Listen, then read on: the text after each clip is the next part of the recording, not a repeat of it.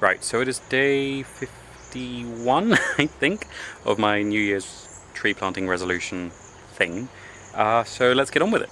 Right, so today's planting is a continuation of my attempt to use up a bunch of volunteer plants that a friend didn't want in her garden, and also to try and eventually convince some of our guava trees to start producing fruit that is more reliably not wormy. And as I mentioned in a previous one of the good ways to do that is to reduce the amount of fruit they produce, so eventually producing some shade. So what I'm putting in first today is a little Casimiroa, so that's the Mexican apple whose name I couldn't remember last time, who will eventually shade out this area quite well, which should reduce the vigour of the guavas, reduce the amount of fruit they produce, and thereby reduce the sort of attraction to a lot of the pest insects, mass breeding and that, and increase the chance of removing fruit before they get wormy so that they're not sort of breeding their own pest. It's also in quite a different family to the guavas. So guavas, as far as I can remember, are in the myrtle family, so along with the Brazilian cherry and the bottlebrush tree from Australia and the tea tree, whereas the Mexican apple is in the Rutaceae, which is the family of the lemons and rue. So hopefully, chemically, they'll be different enough that it should also be quite a barrier once it's up and above and through the guava canopy.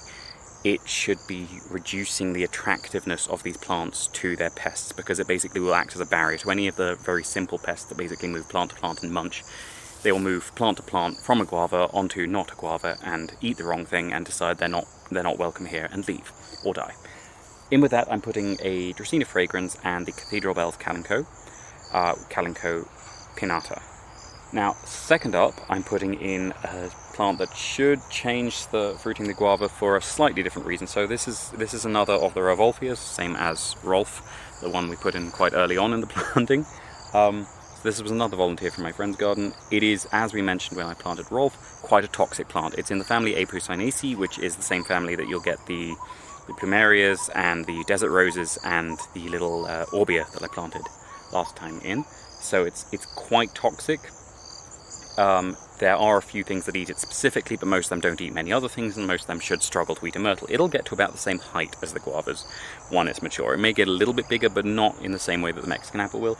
So it should be sending its branches through the guavas branches, and that will have the same effect as the Mexican apple in terms of its different chemistry, but much closer to, so even within the same plant, pests moving around should be reduced in their fecundity. Obviously I will be pruning both trees to make them compatible once it gets to that stage, so you can actually pick the guavas, because it's not much use having a healthy guava tree where you cannot get to the fruit, although the monkey would disagree. And I'm also putting in an Aloe arborescens and a couple of the Calico pinnata, which is the less pinnate of the two Calincos I will be putting in today, and the more prolific. More on that later. So third going in is another Rauvolfia. Now this one is going in much deeper shade. This one was growing right by a wall where it was never getting direct light, so it should be very, very well tolerant of shade, and it did seem to get a little bit burnt on its way over here. So I'm taking off almost all of the leaves of that just because they are very loose, and I think it'll reduce the water stress on this plant. Roots aren't too damaged, so hopefully it will take, but I'm putting that right in a shady spot, right under the guava trees and where a mango tree overlaps as well. It will add in the toxicity. Because I know the species thrives in very shady spots, I'm swapping out the more prolific, less pinnate Calico pinnata for the more pinnate, less prolific Calico prolifera, which is the box bells. Also probably from Madagascar, and I say less prolific, but it's still a very prolific plant. It just tends to be less exclusive in its spreading, so it won't crowd out all the undergrowth in quite the same way as the Calico pinnata will. And finally, I'm putting in one more of the Casimiroas. So this is the Mexican apple white sapote. This is going right on the edge of the thicket, so it should make sure that even the afternoon sun isn't getting too much to these guavas in the end. It is also getting a Dracaena and an Aloe arborescens with it, but instead of getting Calico, because it is already surrounded by one of the plants I really like as a ground cover, the Leontopetaloides, which is the Polynesian arrowroot, which can be used to make a starch that is edible.